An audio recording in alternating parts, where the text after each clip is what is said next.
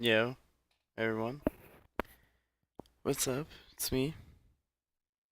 We're doing that weekly Utah video again. And I just got some quick updates from Flatiron, which was over the weekend that a lot of Colorado players went to. So I just wanted to start off with that and let's just get into it. Sorry if I'm a little low energy. I'm starting to record this like right after the road trip back. I'm really tired. But first thing to talk about is the placings. And if you look over here at the placings, we have well, Commaster did excellent. I think he took like 13th or something. Yeah, he lost to Rishi in game 5. And of course, he's not really part of Utah anymore, but for anyone that was around for a lot, like a year and a half ago, a year ago maybe, he like ran our scene when he was here, and he's like the kindest person on the planet. So like him getting this far is like super dope. Unfortunately, I lost to Rishi. I think if he beat Rishi, he probably would have beat Smuckers, and I don't know if he would have beaten Crush, but that's just speculation. I don't really know much about that. And let's go to the next best placing. I think the next best placing has to go to Cruz to OKP because he beat Army 2-1 in winners, and Army is like 53rd or 54th best in the world right now on MIOM. So that's really impressive. Unfortunately, got eliminated by Zoso. And Logos also did really well. He lost to Ringler in winners, which is a Donkey Kong, and then he came back and actually beat Ringler in losers, and then lost to Cyrox in losers. Unfortunately, Cyrox decided to play Falco against Captain Smuckers, and because of that, a match that Cyrox probably would have won. If Smuckers had been sent down to losers, Logos probably would have had a better chance of making it out further. So that's just unfortunate there. And then the rest of the placings were, I mean, we could go through every pool in a row and tell you everything, but all the Utah players, it was myself and Lifeline. We both placed 65th. Misto actually placed 49th, I believe. He was one match out of making it out. Requiem, I think, placed 129th, or I think he placed higher, but and then everybody else, I think Soul also placed the same as Requiem, and I can't remember anybody else right now off the top of my head. But yeah, those are the placings, and so we got a little bit of Utah representation, but we should work on some of these matchups and stuff so that we can get in the future we can maybe get up to here, start up in this bracket. Even though different tournaments have different calibers of players and stuff, like it'd be cool if there was a regional and we just had some of our guys in here. So keep working hard and good job over the weekend. Um, let's see here. There's not really much to say about this bracket. Commaster did beat Westballs 2-0. I think that was in one of these pools. I think it was this one. Yeah. 2 over Westballs, which is dope. I mean, that's like a top 15, 20 player in the world. So good stuff to Codemaster. Definitely showing some work of his own validity. Um, let's see here. No, yeah, like I said, this is just the regular bracket stuff. We can go over matchups and stuff at some later point. Like I can do like one per week or something. But let's just move on to the next bracket. That's doubles, and in this is actually funny. We're gonna go over to the overarching. Like I believe this includes everybody. Yeah. Okay.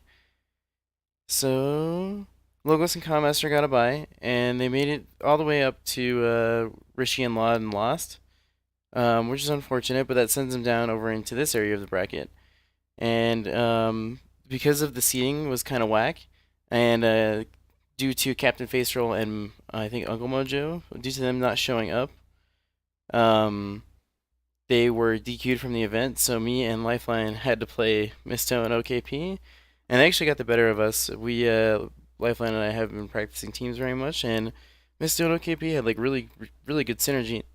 They were both playing super hot.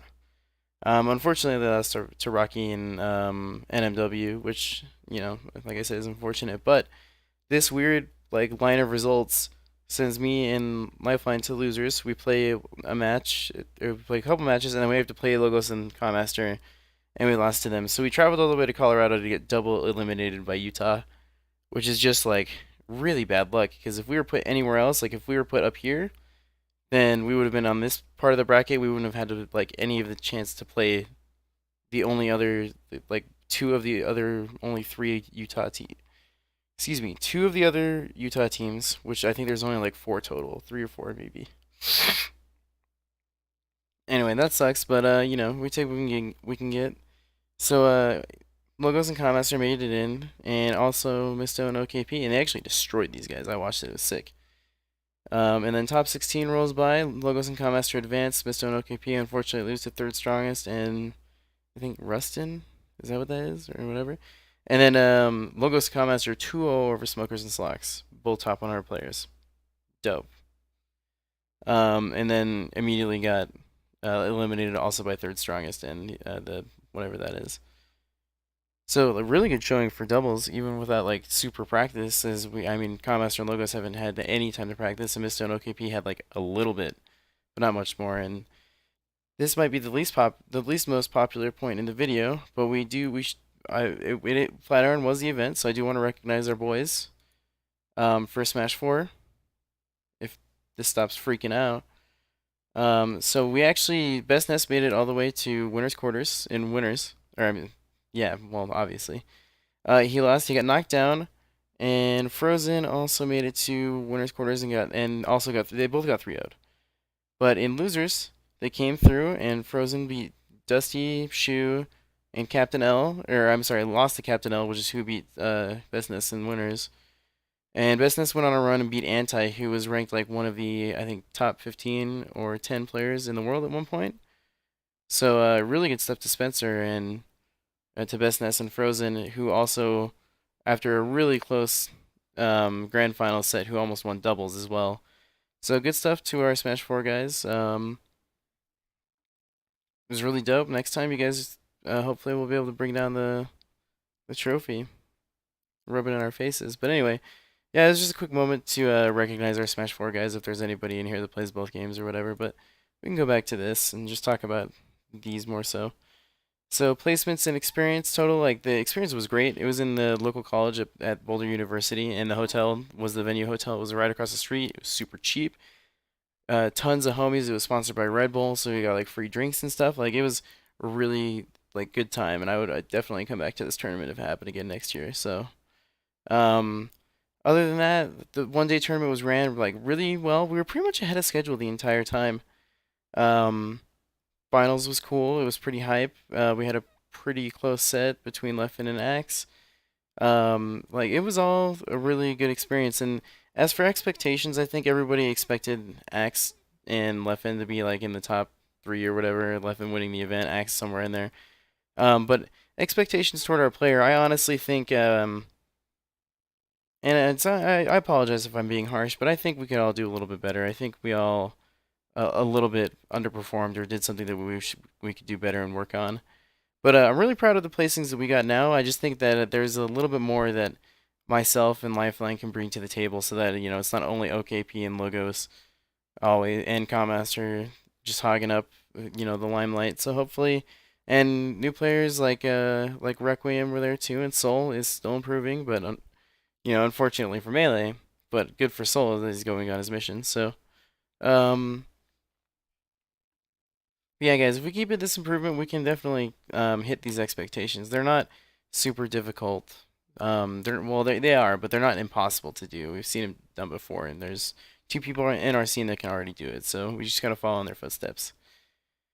And moving on to from Flatiron, because there's not really a lot to say about the event. I mean, it was a good event, but it was 1 day, so it was really short. It was really tiring that day, and everything was trying to get like jam packed into one schedule. Um, so we're just gonna move on over to the next subject, and I just want to talk about playstyles. Um, and this is just purely speculation, but this is just the thought that I had over the weekend about how, in my opinion, there's two types of playstyles, and that's one is not two types per se, but like there are two columns of it. And usually players have it so that you're 100% in that column and 0% in the other column. Or, like, yeah, whatever. So, if you have a defensive playstyle, meaning that you want to win the neutral over and over again, then you'll probably grind a lot on your gameplay in the neutral, and all you'll try to do is win neutral, and you won't focus as much on your punish game. So you probably won't punish as hard, and you have a hard time stringing together hits, even though you get them a lot. So, that is basically the defensive playstyle, while the aggressive playstyle is you are really rash. You just run in. You don't really think about what's going on. You just try to hit them and go from there. And because of it, because you're used to hitting players so much, or not so much because you're used to hitting players for once and you get a lot off of it, your punish game gets really good. And these are like players like Logos and OKP and Lifeline who are all like super duper punish heavy, and they really fine tune their skills to like run around and be um like walking crouch cancel machines that can zero to death you off of a grab or like a shine or whatever. So like that's kind of the two different playstyle types. And then I think the perfect thing, which I think the players right now, obviously OKP and Logos have a good choice between these two. They have a good like meter between them. Although I think they're both a little bit more aggressive than they should be. Lifeline is on the other end where he's a little bit more defensive than he needs to be, and he needs to get more aggressive and learn like his punish game a little bit better. And he's been getting really good at that, but it's just from the other perspective, so it's kind of weird. But I think that what these players are going for is the yin and yang effect, which is like you can, if you're getting walled out by moves, you can start your like projectile war or just like space properly and look for openings that are safe. But you also need the potential to go in and punish. So like if you think you know what your opponent is going to do, you can run in and try to punish it. And if you hit them, then you get a massive punish. Or if you just like dash dance, run around and try to crouch cancel something, or anything like that. And then um, as for aggressive playstyles, sometimes you should just try to camp a lot and then mix up when you're going to go in at different times, like after different lasers or different other moves, like different defensive moves and stuff. But make sure that your opponent really respects that you're ready to camp so that they're not always expecting you to do a defensive option. Because if you commit really hard and you get something off of it and you use that as a mix up, that is like optimal gameplay because they're not sure when you're going to come at them. So they're like really unsure and kind of like not moving around very much. They're not sure what to do. And that's when you can hit them with a dash dance if you think they're going to attack, or you can hit them with a overextension into a large punish. So if we can somehow get these two mixed together in the perfect like yin and yang, then I think our scene is going to grow a lot if we can just start to do this. And like in your gameplay, if you think you're defensive, try going for some aggressive stuff. Even if it's just friendlies, just put it in your mind and try to think of different ways that you can be aggressive, different ways that your aggression can beat their defensive options, or that your aggression can beat their aggression. Or if you're like used to aggressing and you kind of get punished a lot for it, then you can try defensive and try to give your opponent less opportunities to try to attack you and look more and be more on the neutral side of the game where you're gonna have to win more times, but if your punish game is grinded up enough, you need to learn how to do the neutral part of it too. So I just thought that was like a thought to have that like no matter what you have to be offensive and defensive, and that's what makes good players good. Um, and that's why like risk reward isn't super duper broken because like if your risk reward is super skewed like Mewtwo King where like he's probably gonna kill you if he touches you, like most likely, then it's nice to have the PP playstyle where like you can just camp him out, destroy him in the neutral, beat him 99 times out of 100. Or you can have like the Armada and Mango style where you just go in and you break his defensive wall with super aggression. Um, but of course, Armada and Mango and PP all have really good ways of mixing up what they're gonna do at like different times, and that's what really makes it important. Um, So we'll move on to the next one, which is we're gonna go talk about the weeklies for a little bit. And last week we had a pretty good turnout for the labs. I think we had like 17 people. It was like 15 or 17. I can't quite remember. But we're starting off strong, guys. I'm really appreciating that. I'm gonna be there this week. I talked to Cruz. I think he's going to be there. And I'm 100% sure that Lifeline and Logos are also going to be there. So I'd love to see you guys there. We can hang out. It's a good space for everybody to come learn. If you're not interested in playing Melee, if you want to just hang out and talk, that's cool. We're all around. There's a couple bars nearby, so if you're 21 and you want to go get a drink with your boys, I'm all for it. There's a couple good food places nearby, and it's like a really good accommodating venue that the people in it really want you to be there, and they really want you to keep coming back.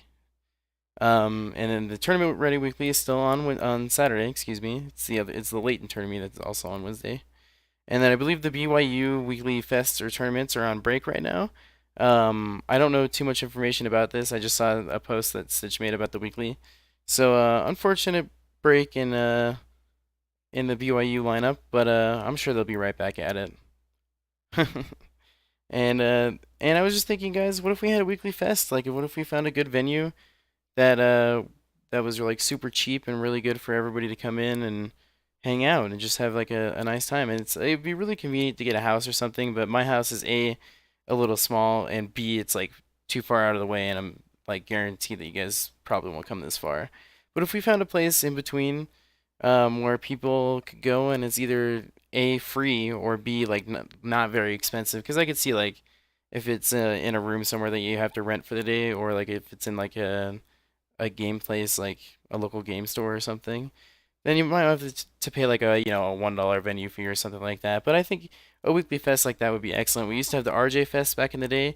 Even if it's not just one weekly fest, if it's like five different ones, that's even better because then we can get more people from around the region. So people that are trying to find fests and play Melee, keep posting on the Utah Melee Facebook page and try to get things going. And if we get a weekly fest like we had with Bryce back in the day, like we had with RJ, then we can start getting people over all the time and get like big fests going. And, like just have a weekly fest where you just go chill, talk about the game, and try to learn together without the like expectations of a tournament.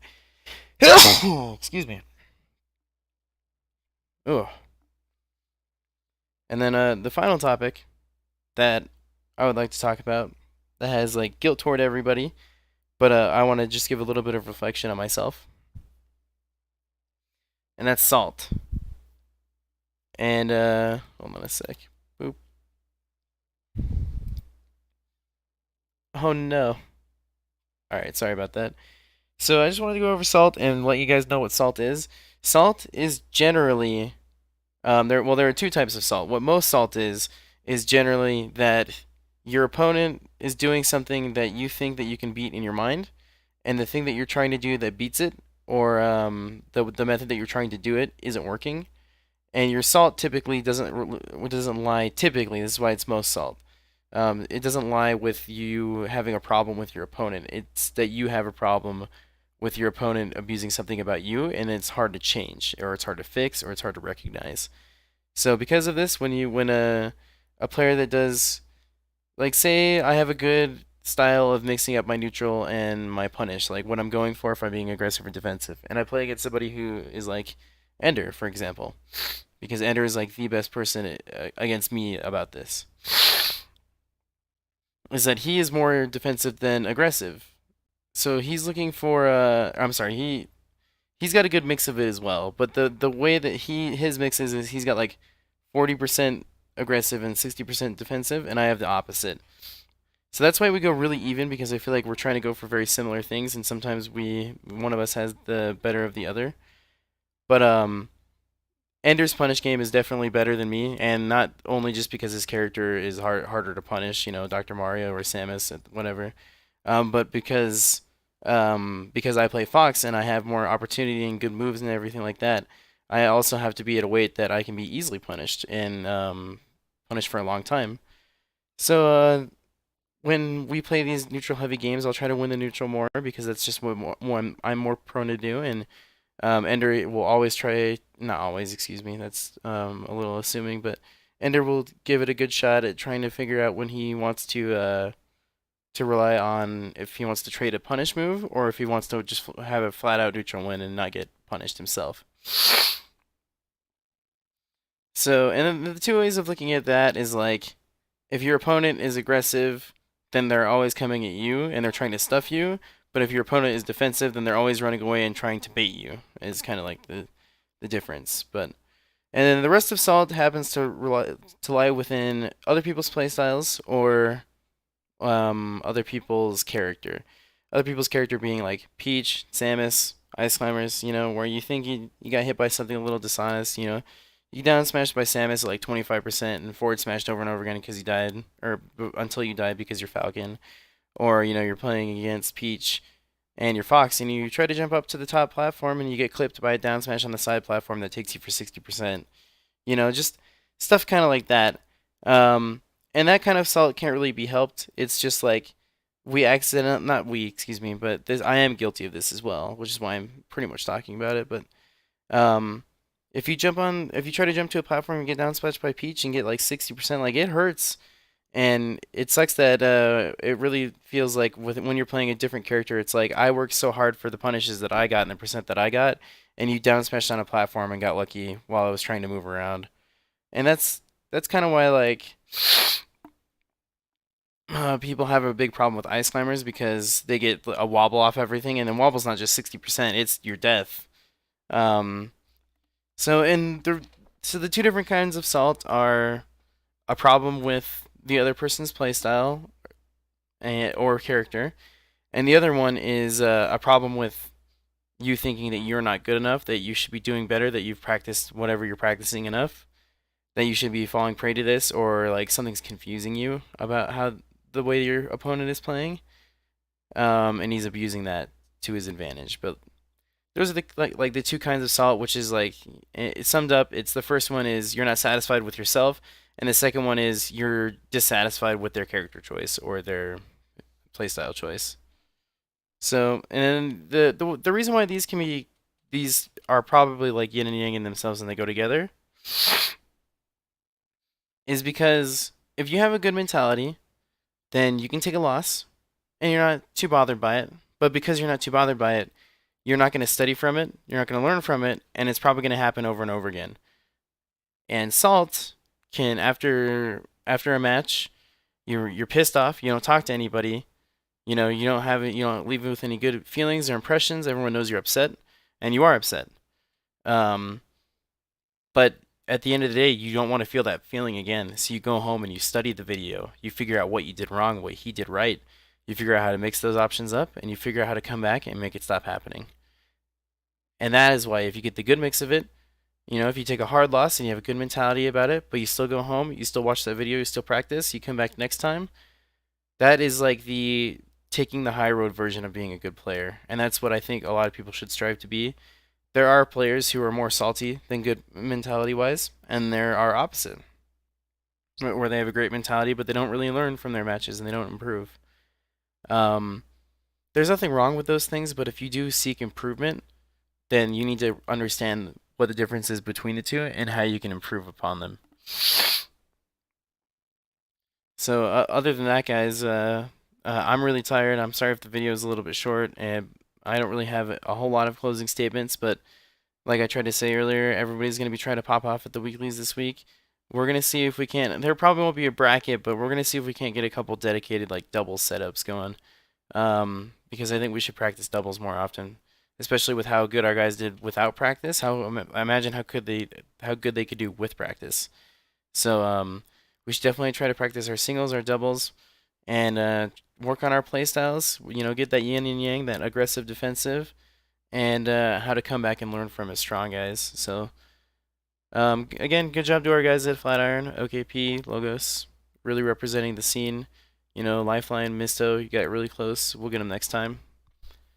And Soul and Requiem, you guys got a long way in front of you, but that's what makes the game a lot of fun. And showing up is probably the hardest part you can do. So you guys are still popping around. And if anybody wants to, if anybody has any questions or any statements or anything, go ahead and comment or just send me a message on Facebook. But peace out, everybody.